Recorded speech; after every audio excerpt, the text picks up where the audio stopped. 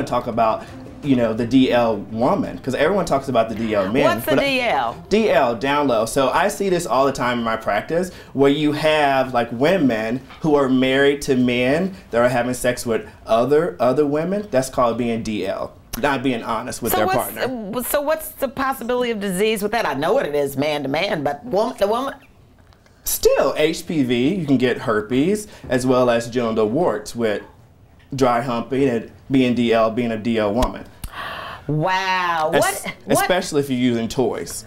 Oh, now you see, well, a lot of married women use toys. Yes, but if you're using toys with another female, if you insert the toy in that female and you insert it into yourself, then of course you can get whatever disease that she has. So you can also give that to your partner, your husband. And, you know, that's a no-no if you're trying to really keep it DL.